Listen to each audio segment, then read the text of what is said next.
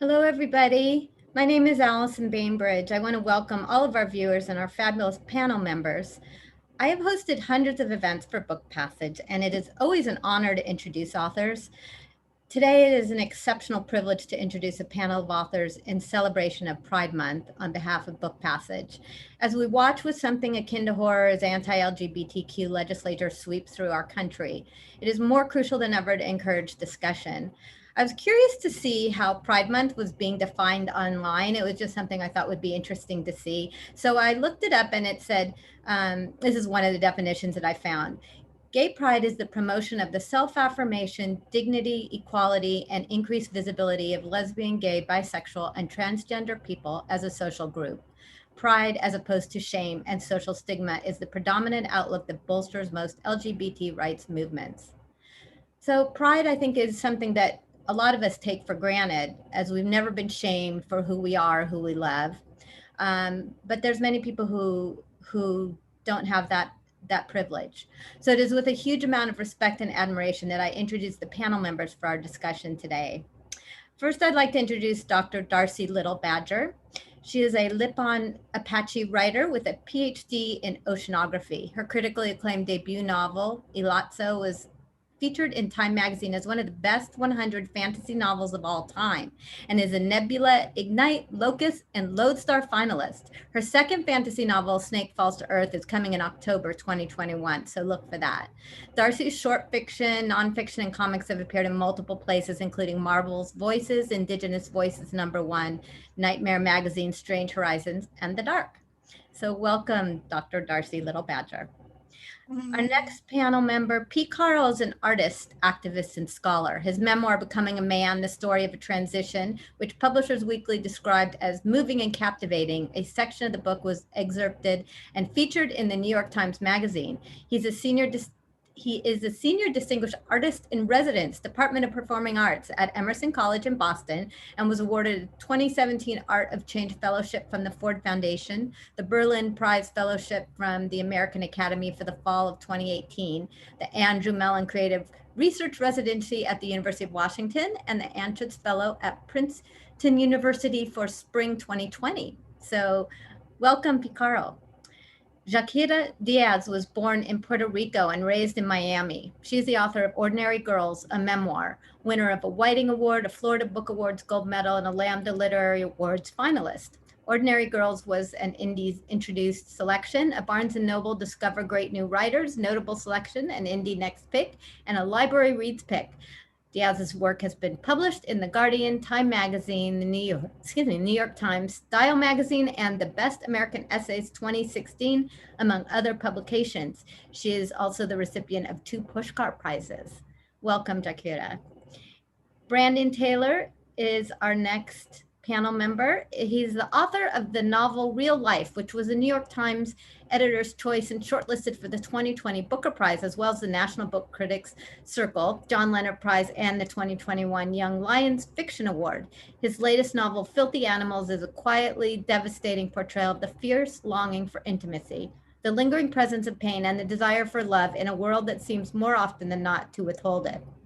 His work has appeared in Guernica, American Short Fiction, Gulf Coast, BuzzFeed Reader, Oh, the Oprah Magazine, Gay Magazine, The New Yorker Online, The Literary Review, and elsewhere. He holds graduate degrees from the University of Wisconsin-Madison and the Iowa Writers Workshop, where he was an Iowa Arts Fellow. Brandon's new book, Filthy Animals, is out this week, and Book Passage has signed first editions. Finally, of course, last but not least, moderating the event is Book Passage's Paula Farmer. In addition to curating events for social discourse and change, Paula is a features writer and hosts the Speaking Of interview series on Instagram, in which she regularly talks with BIPOC authors, artists, and activists on topical issues. She's the chairperson of the Diversity and Inclusion Subcommittee of Caliba and was recently selected for the Diversity, Equity, and Inclusion Committee for the American Booksellers Association. So welcome, everybody. We look so forward to hearing this discussion. Paula? Thank you, Allison, and thank you to Zach Dubuque behind the scenes making all this happen. Thank you to the audience. Hello, and thank you to the audience for celebrating Pride Month with us in this way and supporting events like this.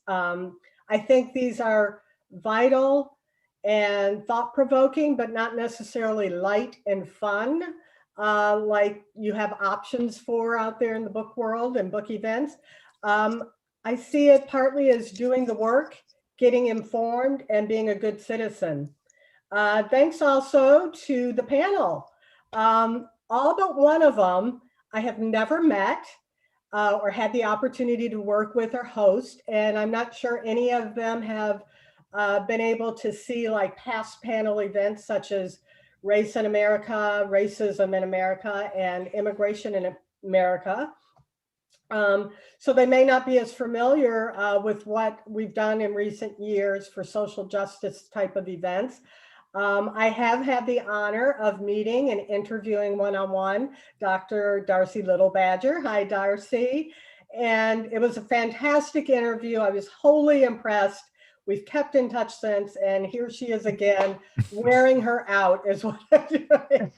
But it's a delight. As I always like to say before we start these type of panel events, and I know I started saying this when we were in person dealing with a live audience. And you know how that can be sometimes with a live audience, there can be differing opinions, things can get kind of heated. So I know it's a little different now because we're virtual, but the same applies. This is a place for civil discourse.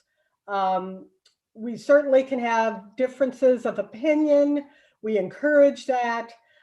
We wouldn't discourage that, but everything is said with respect and out of respect and hearing one another. And that, of course, doesn't mean we can't have differences of opinion politically as well. But whether we agree or not, the important thing is that we have civil discourse and respect for one another. And the way we're going to do it today, I am actually going to ask each panelist initially individual questions. Then we can go to broader kind of political questions that they all can field if they choose to.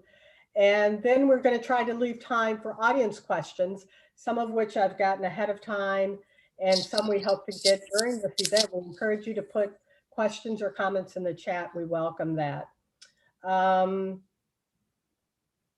And also for my panel, feel free to start with your preferred pronouns or not. Never want to feel pressure for any of this. Jakira Diaz, I am so impressed with your work. And that's why I reached out. I've been reading your articles and loved Ordinary Girls and was just honored that you said yes. In terms of going through your life struggles, which is boldly laid out in Ordinary Girls, you've also talked about how growing up, you didn't see your own life story reflected much as far as books and things like that. And that's what kind of inspired you to create and get the work out there. I want to kind of quote you to you and to the audience.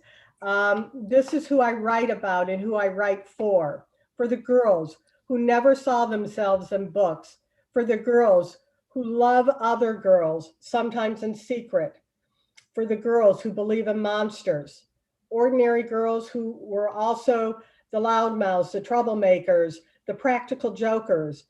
We were the party girls hitting the clubs in booty shorts and high top Jordans, smoking blunts on the beach. We were the wild girls who loved music and dancing, girls who were Black and brown and poor and queer, girls who loved each other. Love that quote. Jakira, do you see queer Latinas still as underrepresented now as you did when you wrote that and observed that in growing up?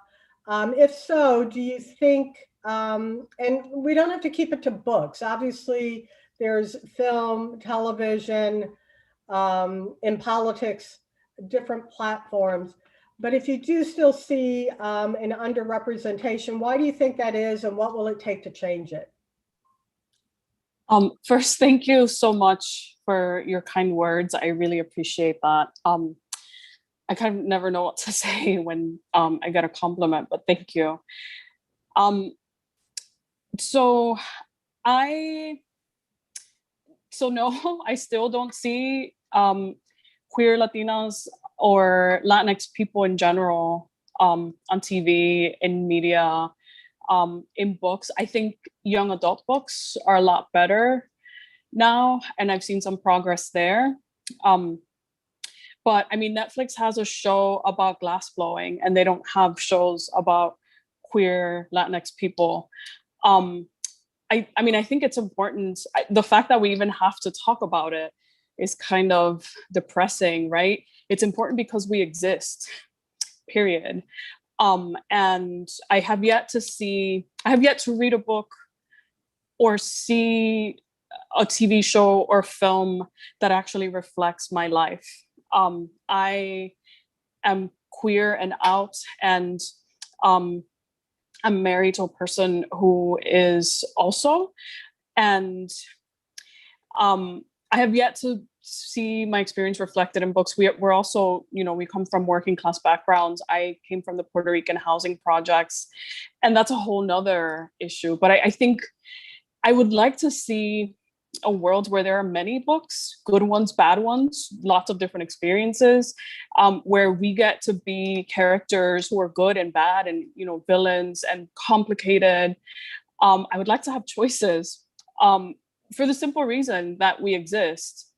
Mm-hmm. And, I think when I first read From Ordinary Girls to my friends, which was at the book launch here in Books and Books in Miami, my friends were all hearing it for the first time. And one of my close friends, who is queer and has 2 queer daughters, actually said, they don't write books about people like us, and was grateful, but also kind of heartbroken that her daughters are still living in a world where they don't get to see themselves in literature. And so I think for that reason, this is why I became an artist, but also because I'm so bored of books that are cisnormative, heteronormative. I'm so bored of hetero sex scenes. Isn't everyone else? I feel like it's not my life, and I've had to grow up and kind of consume all that media, and I'm kind of done. Yeah, I hear you. And especially, I think you make a good point when you talk about Netflix. I mean, when you think about all the content that's out there, content as far as books, TV, movies, that there isn't enough space for different representation. That's so important. Who were the writers, Yakira, that influenced you or continue to influence you in your writing or anything you're pursuing these days? Thank you for that question. So I think in terms of seeing queerness, like queer and trans characters in literature, I didn't see a queer Puerto Rican reflected in a book until a few years ago, and it was in Gaby Rivera's Juliet Takes a Breath. And still, it felt like it was just partial representation. I come from a Black Puerto Rican family, and it never feels like it's enough. But Gaby Rivera is someone that I absolutely adore. Also, Caitlin Greenidge is one of my favorite writers in the world. She is fucking brilliant, and everybody should read her work. I also love a young adult writer, Anna Marie McLemore, who wrote Dark and Deepest Red, whose books are all very, very queer and trans, and full of that. Like, those are just, the ordinary world in these fantasy books. So I feel like that's the kind of literature I want to be seeing everywhere. Just like, this is just, the real world, like to reflect my reality, where everyone is queer. Or so also I'm going to mispronounce this, so I apologize. Akwaeke Emezi, who wrote Freshwater and Pet, I think is also a brilliant, brilliant writer. Oh, that's great. These are all, we'll make a point of getting these on the book passage, on the list, the page, that's featuring Pride Month. We love to have our panelists and authors give recommendations. Thank you so much for that. Those are great. Pete Carl, you're up next. To describe what you have been, what you've been through, and the decisions you made to transition, as to describe all that as brave, I think seems like an understatement. And to take it a step further and document it and share it with the world in your book is nothing short of heroic. Once again, I'm going to kind of quote you to you, if that's okay, and to the audience. There is not a ton of writing about the trans experience. There's much less about transitioning to a man from people my age, your age being early 50s, hard as that is to believe, from people my age who had a life as one gender and then had an opportunity to see it in a different way. What was the most challenging aspect of making the decision to transition, and what was the most rewarding once you got there? And I know it's kind of a loaded question, but take it away.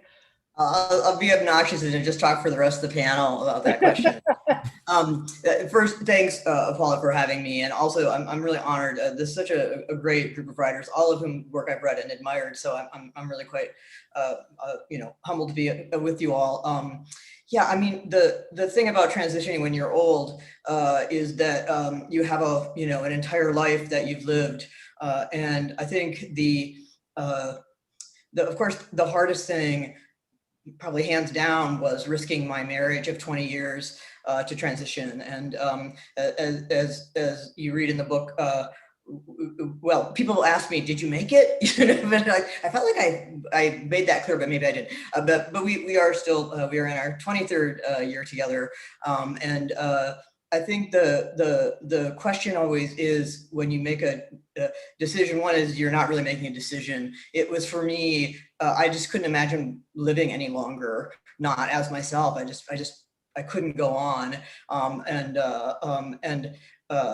then I knew if Lynette were drowning, I would risk my life for hers, right? So why wouldn't I just not transition? Like a lot of people thought it was very selfish of me. A lot of her friends, a lot of my friends,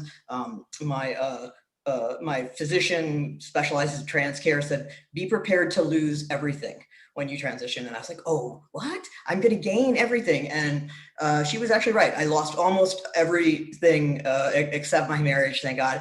But I also knew that I had to choose myself first, that I honestly just could not, I just couldn't save anyone until I saved myself. And I think the feeling of being seen in the world as you see yourself is I just don't, I think if you've gone 50 years without it and you start to have that happen, I don't know anything more joyful, and I feel like as a more joyful person, I get to be a lot less selfish. So for whatever selfish decisions I made, it's made my life significantly more beautiful.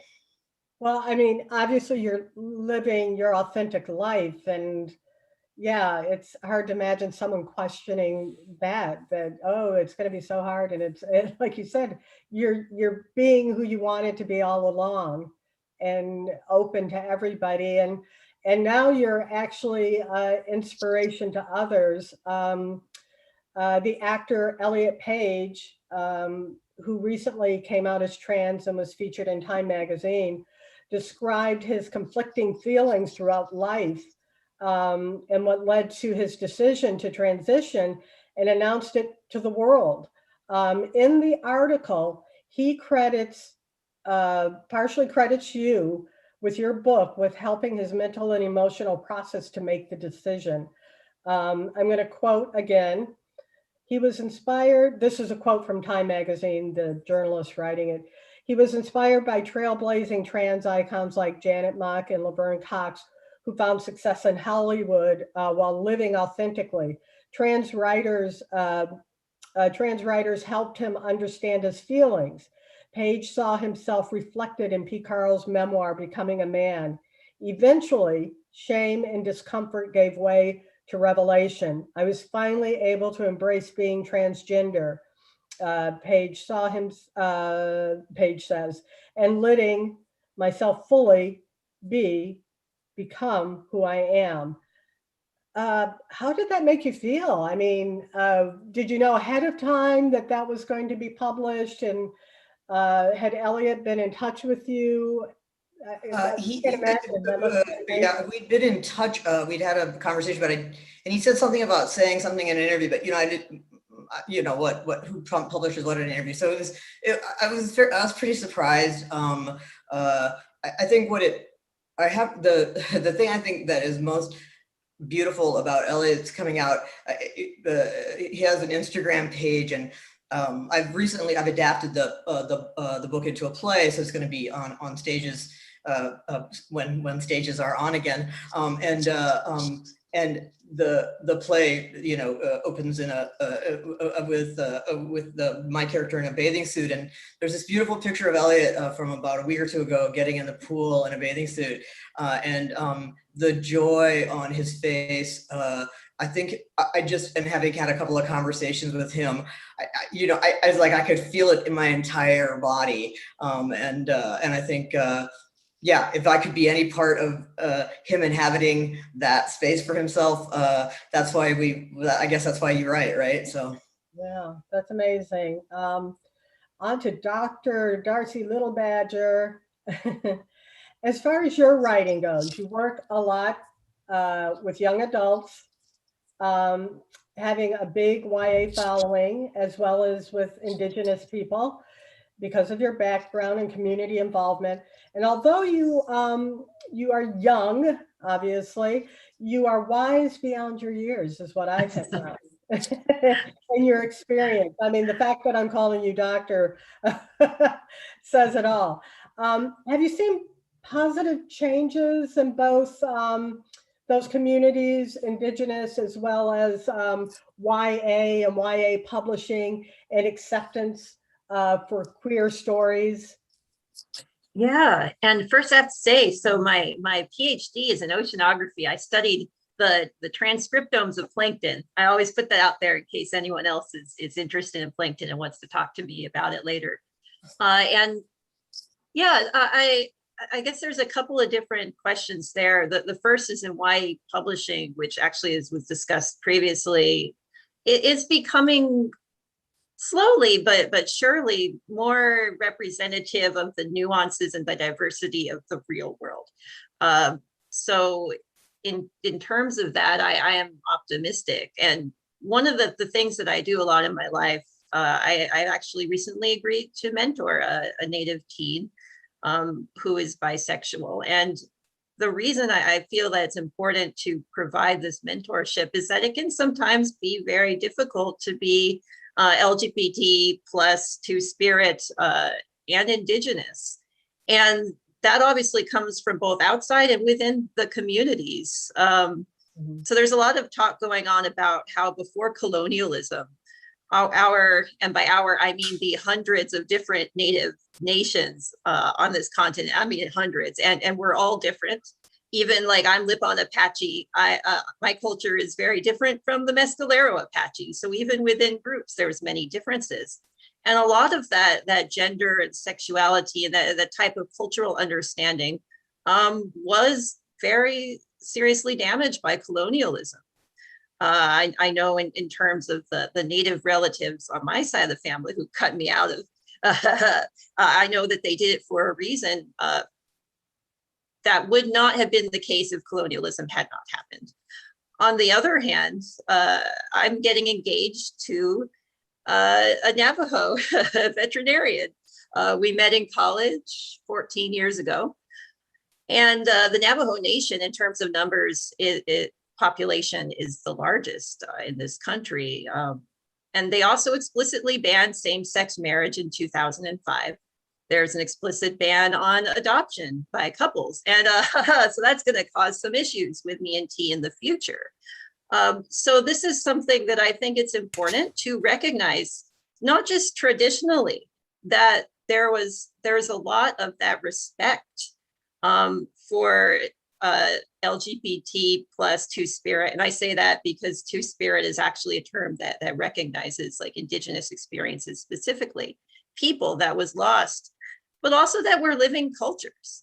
So even if traditionally we did not have this type of, let's say for whatever reason, like the Lipan Apache, when I think of my people specifically, although in the past it wasn't like same-sex relationships were like banned or criminalized or anything like that. But on the other hand, they were sometimes laughed at, they were sometimes teased. And, you know, that's just because that's traditional doesn't mean that's what we should continue into the future. As living cultures, I fight for that ability for us to change for the better in order to recognize the rights of all of our peoples, of our queer youth, and they need that from us, you know. So they need that us to fight both within our communities and against outside influences that would harm them. So that's like my my main thing there. And I do think that as a YA writer, I have an opportunity not just to connect with Native readers, but also all sorts of readers. Alatsue has an asexual main character, and I heard from so many ace teens who felt seen for the first time in a fantasy book, because Ellie is ace, but as the Wikipedia page, I actually went to the Wikipedia page for asexual characters in media because I was curious. I just want to know if there was a list, and Ellie was on there. And I think in her write-up, it was like, she's ace, but it doesn't really affect her plot. She's mostly solving a mystery about a murder. And I was like, well, yeah, I mean, we don't always have to write books that explore, you know, what, for example, being asexual means for our life. Sometimes we're allowed to write books with characters who solve mysteries and are also asexual in Ellie's case. So it has been really great just to hear that type of book has improved the lives of young readers. And I hope that in the future, more books like that will be out there, especially by Native writers. So I want to go back a little bit to something you said at the beginning and just clarify. You're saying, I think you were saying that some of the discrimination within some Native cultures is a direct result of colonialism. Am I right in that? And if that's right, Yes. I find that interesting because in hearing a recent interview with Robert Jones Jr., who wrote The Prophets about gay slaves characters, it came out that there was a time where within the Black community, it was acceptable. Mhm. Homosexuality was acceptable, but somewhere in the, you know, taken as slaves and brought to America and that white narrow mentality, things changed. So is that what you were saying? I want to make sure that was right. Yes, no, that is, and again, it's the type of thing where you have to look at each Native nation, like specifically their history. But there are some where, for example, trans people were considered sacred. I know specifically with the Lipan Apache, we were a matrilineal people. Colonialism brought in some, for example, before colonialism, people wouldn't have thought I was going to hell. You know, it's that type of thing. So there has been damage done. And yeah, that's what I'm fighting to resist. Oh, that's interesting and important. Brandon, you're up next. Thank you for being patient. Oh, this has been great. This is all I'm here for, all this education. I love your writing style. I'm going to kind of just start with that. I love your writing style. I'm so excited for the success for your real life, for your first book, but also the release of your new book, Filthy Animals. Where I have it up here. So I'm really excited for you. And you know, I always hear descriptors and read descriptors of your writing. And I hear things like powerful and stunning and one of the two adjectives you don't like, raw and visceral, right? And although I agree with most of those, what I find what first attracted me was actually there's an intimacy about your writing, and I hope you don't get mad at this, but I find almost a coziness.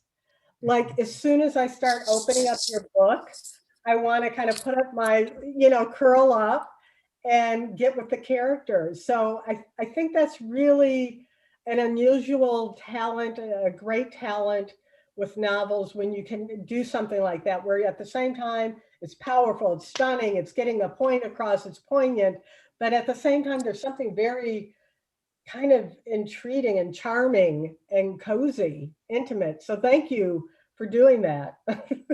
Oh, listen, I love coziness, so that is Are you down with the cozy? love that. Gonna slap that on the cover for the blurb. Cozy, yeah. I want full credit. Paula says it's cozy. She's got her legs up. Since I'm quoting everyone, I'm also going to quote you. You have said regarding queer books, when you're a queer person of color, writing is tough yet vital. Can you please explain and expand on that? Oh yeah, wasn't that in an essay about Alexander Chi or something? Exactly. I think that when you are a queer person of color, even getting to a place where you feel like you have the right to write feels a little precarious. Like it can feel a little bit like, because you've existed oftentimes within multiple overlapping cultures that have tried to tell you that you don't even have a right to your own voice or to your own story. And the places where you fought to tell your story, people are like, oh, but when are you gonna tell real stories? When are you gonna tell stuff that like is really worth hearing? And so I think getting to a place where even just owning up to the fact that you are a writer and that you have a right to be a writer and that you have something to say and that you're entitled to say it, that can be like a lifelong journey for queer people of color. At least it has been in my experience, and I've heard many people say very similar things. So I think just getting to that place where you can license yourself to write, to speak out, to tell your story can be difficult, but it is absolutely vital and necessary that you do it. It's so crucial that we tell our stories, because when the overculture lays a claim to our stories, that culture is also saying like, you don't matter, you're not worth anything. Like when you cede control of your story to an overculture or to some sort of over governing body, to the white gaze, for example, you give that culture a sword that they then hang over your neck for the rest of your life. And so that's how people get eradicated, and that's how people get destroyed and erased from the record and shut out of the archive, is that they have not only their voices taken from them, but their stories as well. So I think it's vital that we all tell our stories and that we all, in whatever way that we can. And so that's why it's hard, but also vital and necessary. Yeah, and I mean, we've been talking almost with everybody as far as acceptance, not only in literature and representation in literature, but also within these individual communities. And obviously I'm older than you, Brandon, but I know in the Black community for a long time, it was, the whole term on the down low, like, yeah, I'm going there.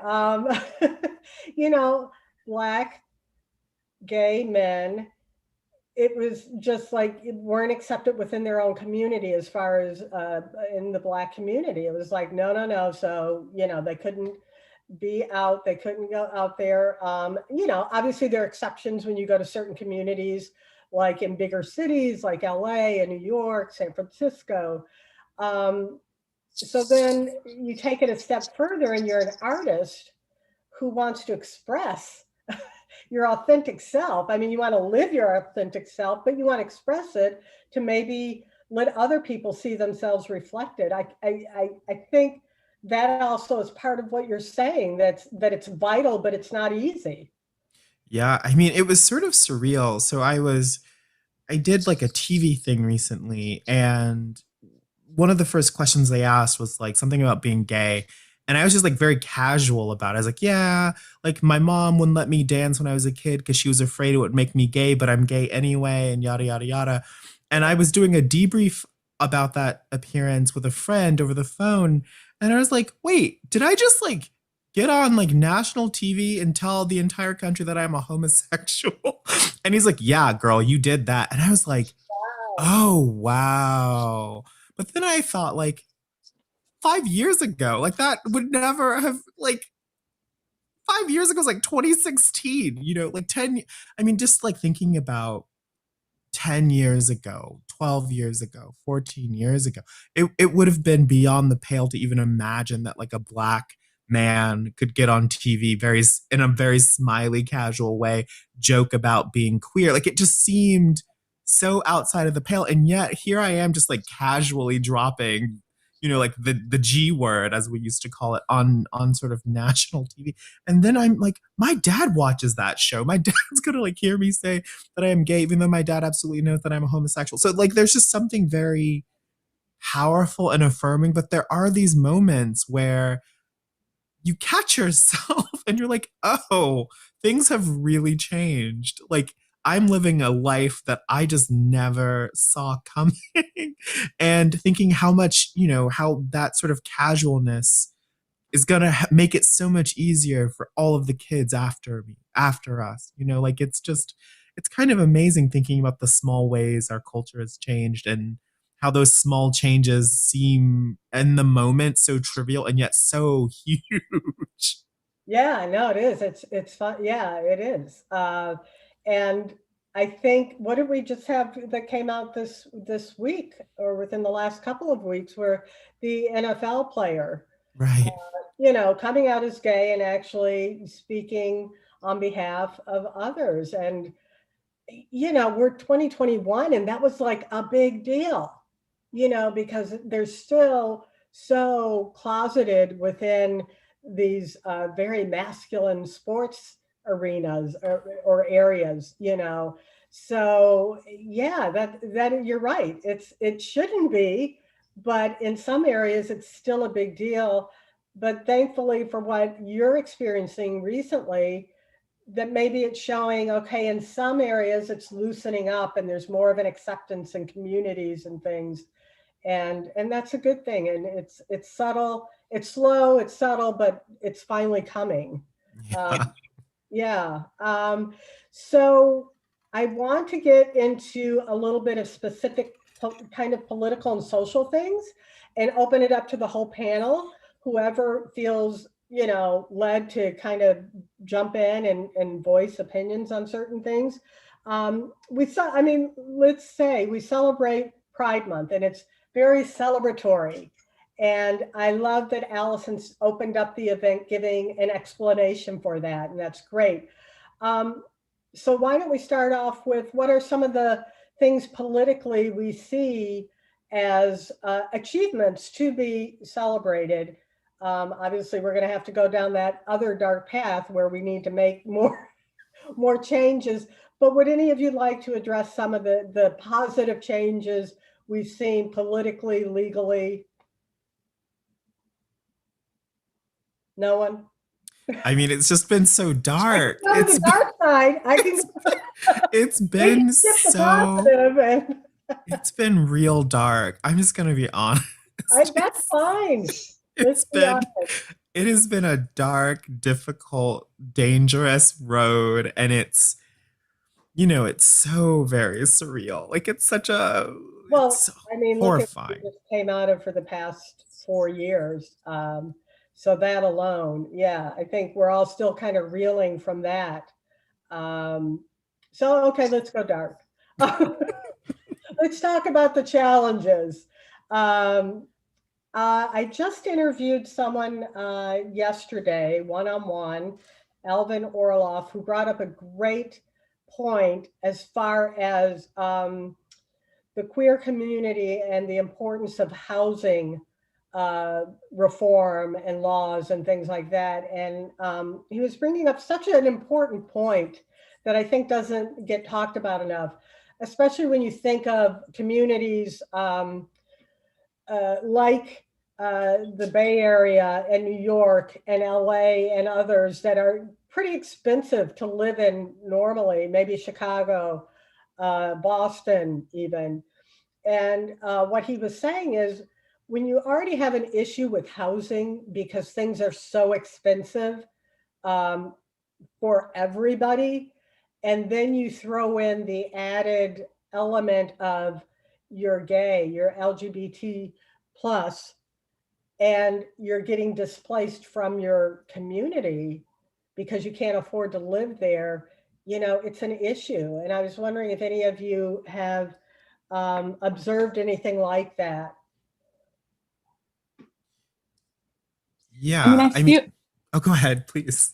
no, I was going to say something very quickly. I feel like a lot of us live through that. I mean, I'm gay. My spouse is non-binary transmasculine, and so it's very real for us when we have to live anywhere. We can't just live anywhere, right? So we have to select the places where we live. We have to select our communities. Like one of our priorities is, are we going to be safe? And there's so many things that affect that question, right? For me, it's definitely race. And gender and homophobia and transphobia, but also like, can we even afford to live in this neighborhood? And if we live in this neighborhood, how is our quality of life going to be affected? There are a million questions that go into where you live. And then, so when you bring in landlords who won't like make it more difficult for you to even get a place, that's just one thing. Sorry, Brandon, you were gonna say something. No, that's what I was gonna say. Perfectly dovetails with that. You know, one my dearest, closest friend in the world is, you know, a femme presenting non-binary person in Montgomery, Alabama, and right now they're having a really difficult time with housing. Like, it's been a real problem because they recently lost a job, and it was a job that they had fought really hard to get, and it was a great job because they could be, you know, they could present in a more authentic way for themselves, and they could have all the sort of small gestures that they felt they could do within the sort of very Christian constrained atmosphere of Alabama. And so suddenly now they have to find another job, and the jobs that you can get in the immediate term are all, you know, sort of not great jobs, really difficult jobs, and jobs that require them to, for example, cut their nails and present in a more sort of cis-normative way. And that's incredibly challenging. And so you have already the financial precarity of being a working class Black queer person who's like just trying to get their master's degree so they can have something better. Now suddenly this housing precarity, and then also just like the difficulty. And so the places where you can afford are not always the safest places, or not always the safest places for a person who's, you know, non-binary, femme presenting even. And so suddenly there are all of these pressures, and it's been incredibly challenging. It's been incredibly difficult, and, you know, like, help where I can, but like that's just one of those things where when we're talking about it, we're just like, yeah, it's really awful and it's really hard, and it's not an accident, but it's really hard, right? Like, it's difficult on purpose, and it's painful on purpose because they don't want us ever to breathe or to feel safe or secure. And so, yeah, I think it's what's happening in the larger cities, I think, is a part of a larger pattern of people who are already experiencing precarity, as you said. That's all compounded by all of these other things where people are just trying to feel safe and to like have a house that they can sleep in, and to just have a job. And I think sometimes, even me, I'm like a queer person, but I'm cis. And so sometimes I'm like, oh, right, of course. Like, there are all the performances you have to go through just so someone will give you a job that you are already willing to work. Like, it's horrifying and so painful and so difficult. And so that's just, you know, my own little tiny pinhole into what is a complicated and I think like increasingly dangerous situation that I think our country really needs to address because it's people's lives. Yeah, and I we just, also know what happened in this last year, pandemic year, that just really brought out inequities within minority communities and dealing with housing. P. Carl, were you about to say? oh yeah, I was just gonna say, to Brandon's point, that the as a professor in a college who happens to attract all of the non-binary and trans students, because I've been the only trans professor there for a long time. Although this year's there might be two of us now. But the thing that I find really a struggle for myself is, and partly probably because of age and experience of seeing so many people transition and lose everything and I mean, the poverty rate of trans people is just, it's just mind boggling. A few years ago, I put together a convening for trans theater artists and no one could afford to come, I mean, so I had to raise the money to get everyone there. It's just, so I have these students and they're all, exploring all parts of themselves in these really beautiful ways. And yet I know when they go out in the world and, do a simple thing like insist on they pronoun, like a lot of people are not going to give a damn about that. And so I'm always sort of struggling with the celebration and then the preparation, of what swords will they die on, what things are they gonna because otherwise they'll just be in pain all the time. You know what I mean? Because every time they have an encounter, they will feel invisible. And so what is it to feel? How do we make people feel visible? And also prepare them for the reality that others won't care. So it's impossible. My friend and I have this saying that I stole from Patricia Highsmith's novel Carol. There's this line where Therese and Carol are sort of arguing about why can't they live an authentic queer life. And I think Carol sort of looks at this young girl and she's like, you have to live in the world. It's not just, a women's studies seminar. You have to live in the world. And I told my friend that, but I told them that as a joke about something about me. And now every time something brutal happens to them, they look back at me and they're like, well, it's like you always say, you have to live in the world, when they're getting their nails filed down. And I'm like, no, fuck the world. But it is that difficult tension of how do I prepare this person? How do I get them to gird themselves for the sort of terror of the, the horrible practicalities of life, when those practicalities are fundamentally unjust? What is that even? Yeah, well, I like, Brandon, how you said earlier that it's all hard and it's hard by design. and that's what's the really sad part about it, Darcy, I want to bring you into this if you feel you could speak to. Yeah. When we're talking about housing, I know we were talking about mostly urban areas or expensive big cities or something. But I'm wondering how does that translate at all to reservations or smaller community with Native residents, and maybe not accepting queer, and then wow, so you can't live here because of that. How do you kind of make sure that they have a safe housing, even if they have an accepting community? Yeah, and that's something. So I'm Lipan Apache, and one thing that is notable about us is, so there was a period in the 1800s where a small group of Lipan people, actually was a band that was suffering from smallpox.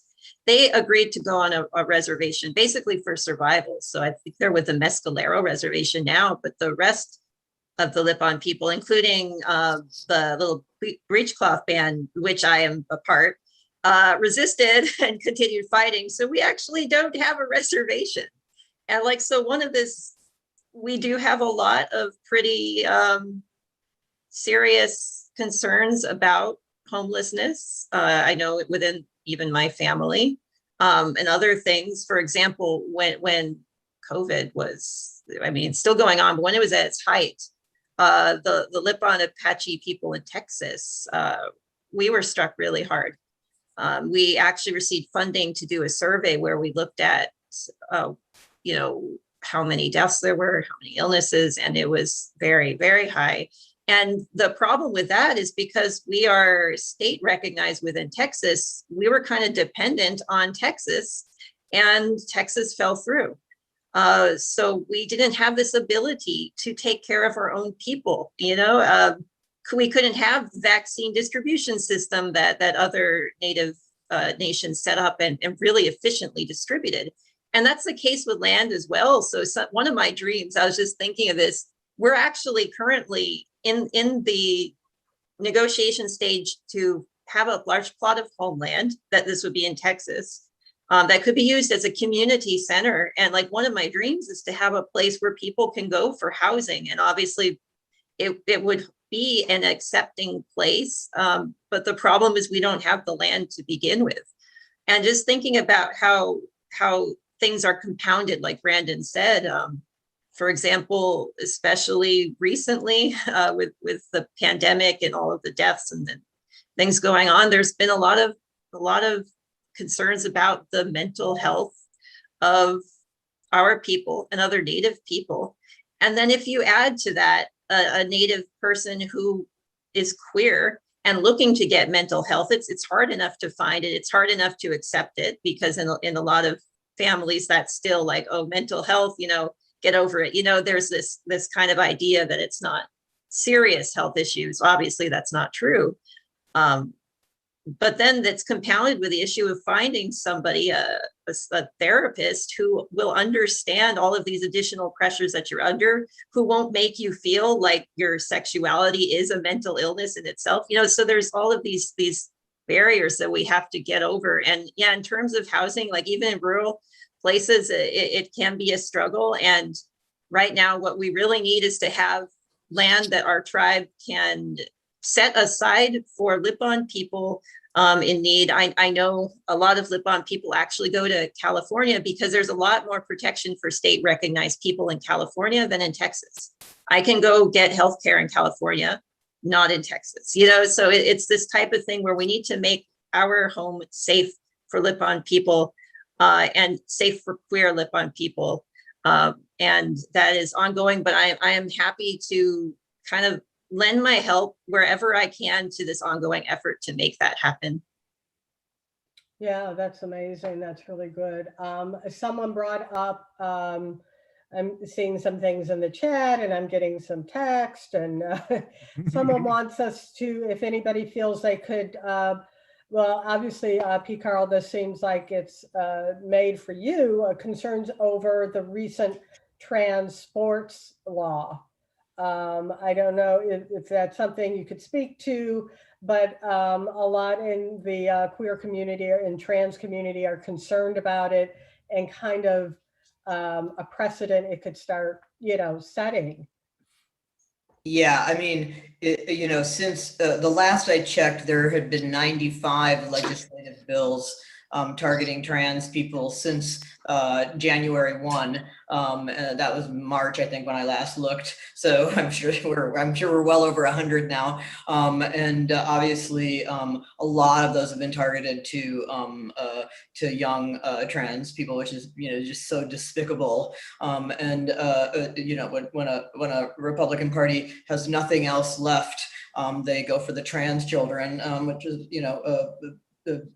anyway, just disgusting. And I think the trans sports issue is a non-issue, as are most of the issues that have been raised by these legislative agendas. It's not a problem. It's not nobody's suffering. There isn't. I mean, there's like one story, and then and so the opportunity. I think just the thought that I would have had the opportunity to play the sports as the gender that I always was and knew myself to be, which I did, by the way, anyway, but always had to do it in a league, and I would be the only person who was not of the appropriate gender. But I think those things are just intended to take away people's sense of that they are whole and belong, and it's a way of just undermining the fact that they're alive and their physicality is a part of that liveness.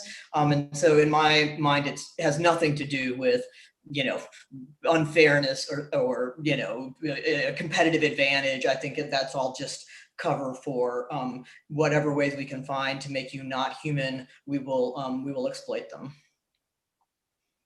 Yeah, interesting. Yeah, and not surprising given how things have been going for so long in different areas, but definitely this comes up and it's like, what? Yeah, I mean, I think the real issue now, I mean, there's a professor at University of Rhode Island in the gender studies department, a chair in the gender studies department, who just wrote a long piece about, you know, it's fine to be trans, it's just not a real thing. Biologically, it's impossible. So this has kind of been the new, we can dehumanize you by making you actually not viable biologically. And you know, this, as everybody in this panel knows, that they all come, or you all come from places where that has been, that is what is done to try to destroy anything that threatens white supremacy and patriarchy in this country. So and that's where all these bills are based in. That all of these legislative bills are based in that kind of biological separation. And so when they come up, do you give it credence by fighting it, or is it better to be ignorant, dismissive? There's someone sent a follow-up asking, what can we do as allies? No, I go berserk when these things happen, and if I can do something, so like, because I live one block from the University of Rhode Island, like, you know, I mean, I wrote a letter to the president who had a secret email address that I had to find, and then you know, basically you know, did a bunch of organizing, you know, and in conversation now with you know, doing a bunch of events there in the fall. I don't even teach there, but for me, every time I feel I can do, if I think it's an area where I can take it on, I use everything in my power to do it, because those young people on that campus are relying on all of us here to do that work. And it's the only chance they have at surviving the horror of this time, you know, in the country. So. Good. So don't be dismissive, don't ignore it, get mad and do something, crack into email. Oh, yeah. I said, your email is very hard to find. How come it's different than everybody else who works on the campus? That's so odd. And anyway, we found that's encouraging. So I have a question here from Deirdre, who I happen to know is a bookseller, book manager. And she asks, can you ask the panelists, most of whom are young, what they remember about the early days of LGBT pre-Q, and who they recall identifying with as a role model, if anyone? How were they influenced to become activists? Good question, Deirdre. That is so funny. I was just talking to a friend about this recently, about how, like, in the olden days, and by the olden days, I mean like the 90s, like where I was like a literal 10-year-old child, there's just something about like LGBT, like it used to be like a thing that like even queer people like made fun of a little bit. Like it used to be like we didn't take it. I mean, of course it was like dead serious, but like there was such like, I don't know, like it just felt like a thing that we laughed about because it was like not cool to be so earnest about it. And then like during like Bush's America, we got really earnest about it. And then during like the 20 teens, we got like got on Tumblr, and so it became kind of ironic.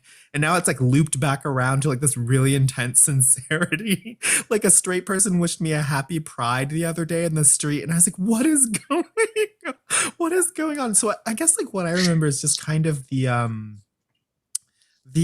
don't know, the kind of like homemade zine like quality to like the queerness in America. Like the kind of like you get it where you can, you like get on your mom's satellite TV and watch these 2 channels between the hours of like, you know, like midnight and 4 a.m. like for the one gay movie they air per month or something like that. So I guess like my early sense of queerness and LGBTQ life was just very like a sense of scarcity and kind of like homemadeness before I sort of found my way into the internet, which then it became something quite different. Yeah, good point. Yeah, and Deirdre also wants to know if any of you want to speak to, do you see a place for older LGBT people who fought for the rights decades ago, and do you see a place for them in the movement now? Oh yeah. I think there is no movement unless everyone's in it together. Oh, yeah. Well, I won't take up everyone's time, but I do for sure. Yeah. I also do. I feel like, so my partner and I talk about this a lot, how we see, when we see queer elders, how, I don't know, it kind of touches me. It makes me feel like I'm grateful, I'm thankful that we have queer elders. In my case, especially because I grew up in Miami Beach and we were hit very hard by HIV and AIDS. I was working in a pharmacy when it was at its worst. And it seemed like suddenly overnight, our gay community was wiped out. So I feel like seeing queer elders is a kind of miracle, right? Like that we still have some of them. And I'm not that young, I'm in my 40s, but I also think for me, film and TV was where I saw queer people. They were very visible in Puerto Rico when I was growing up, when I was a kid, because I always saw butch women. And so butch women to me I was like, I know that person is gay. And so I want to be that person, but I still want to be femme. And so the first time I remember seeing someone was Grace Jones, that I thought, this is queerness and this is incredible. And I don't have the language for it, but I want some of this. And it was life-changing to see Grace Jones to be so fierce and strong and masculine and feminine and beautiful. And I still think about that, how that had such a huge, huge effect on me. Yeah. I was gonna say I didn't have a community until I was like late 20s, early 30s, and I never really met an older person who was, or at least growing up in my high school years in Texas. We also lived in Iowa, Vermont, Minnesota, Malaysia. So we moved a lot, and I literally never really had that community until I got into science fiction fantasy writing, and I joined this group of sci-fi fantasy writers who are LGBTQ plus. And that's really where I found my people. And I have to say, in terms of generations, it spans them all. So there are writers who are in their 20s, there's writers who are in their 60s, and just being in this, because we're all writers, and that's really what unites us. And we all just supported each other. I know they in particular were a big support for me during the heartbreaks of 2020. And in terms of me being an advocate, I never really thought of myself as that, but I think it's just because I just was public with this and who I am. And I found that over the years, people would come to me for guidance, and I realized that they were in pain, and there's a lot of things that need to be done to make this world, not in a lot of ways. I'm a scientist too, an earth scientist, and I study things like ocean acidification. So just I just want to support people. I think that's how I ended up having this role, and I'm happy to have it. But yeah, definitely in terms of like generations, it's just been so great. Not just like wisdom in a lot of areas. More experienced writers, for example, have helped me a lot with just this debut book process. So just having that wisdom and having friends who are wiser than me has been like a lifesaver.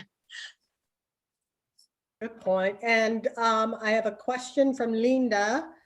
What is fueling your writing in such a devastating time of loss and inequities?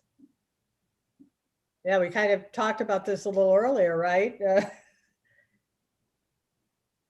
Yeah, sorry for jumping in so soon, but That's I okay. actually wrote my second book, A Snake Falls to Earth, while my father was dying. And then after he died, I finished it.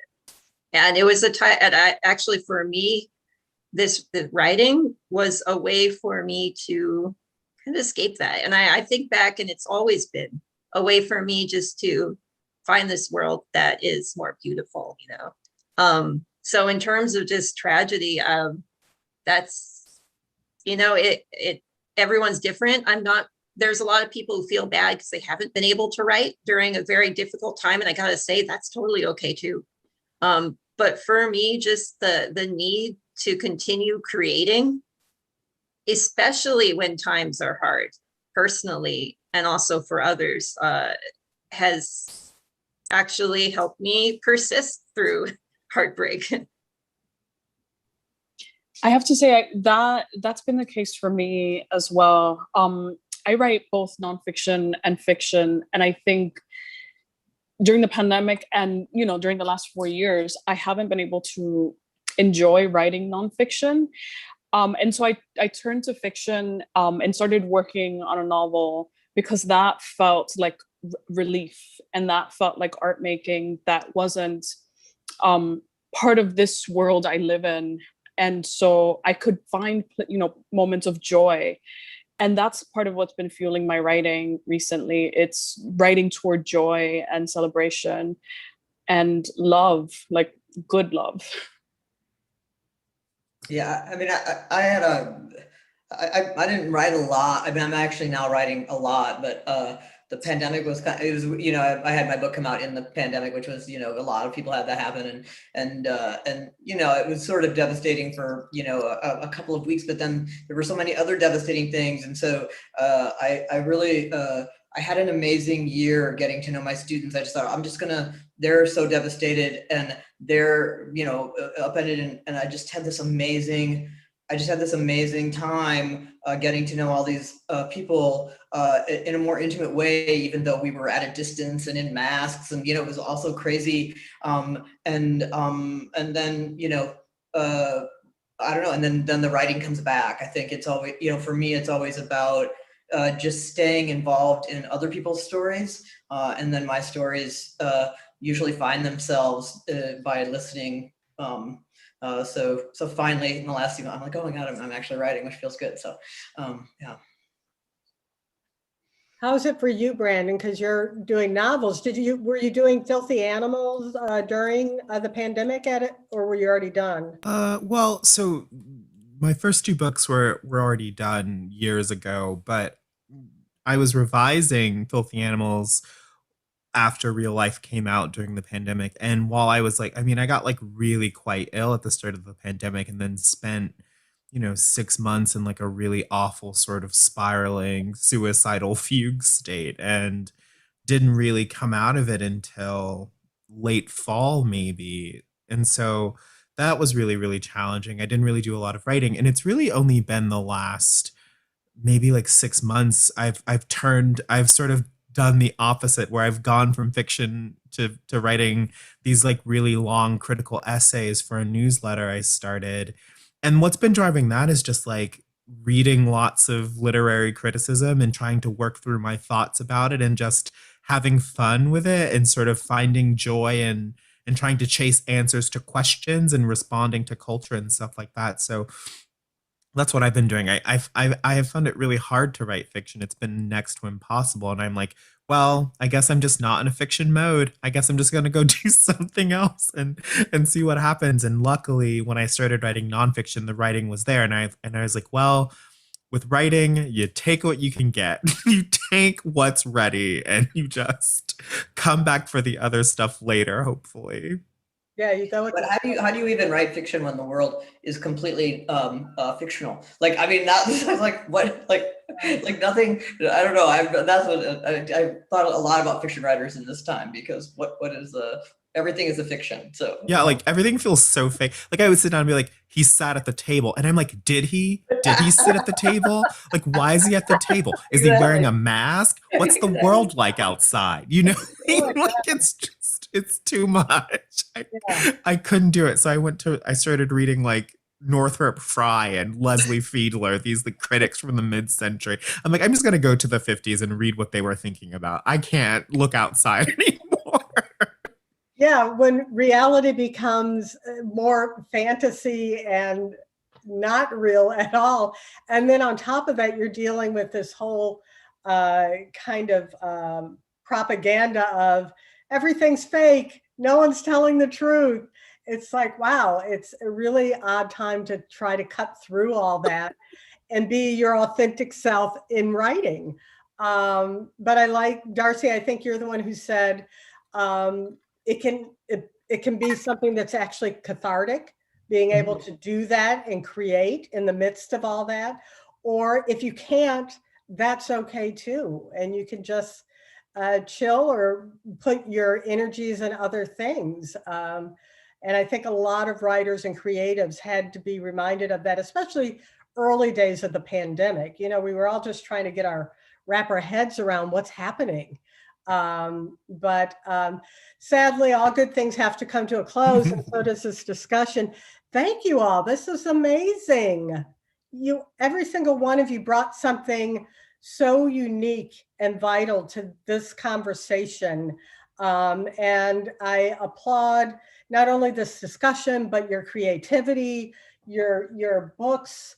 I know somebody asked a question about what's next.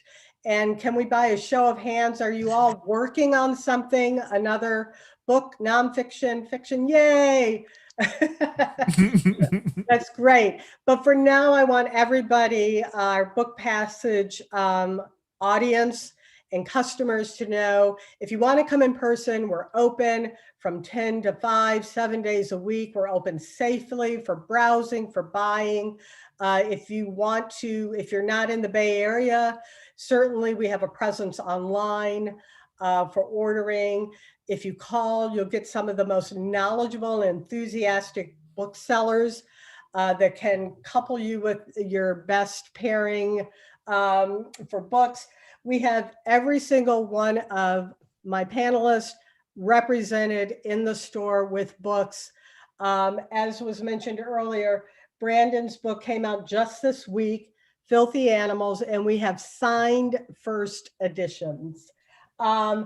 Becoming a Man, Real Life, Ordinary Girls are all in paperback now. So that's nice. And honestly, Darcy's book is one of the most beautiful covers. Oh. I mean, buy it for what's inside, but display it because this is gorgeous. Thank you all so much. Please come back again, one-on-one panels. You're all welcome back. Much success with book touring, and we hope to see you in person. Well, thanks. This was a pleasure. Thanks, everybody. thanks for having Thank Thank you you so all. much. Thank you. And if you want, you can stay after in the green room. Bye to the audience, though. Bye. Bye. Oh my gosh. Bye-bye. How do I go to the green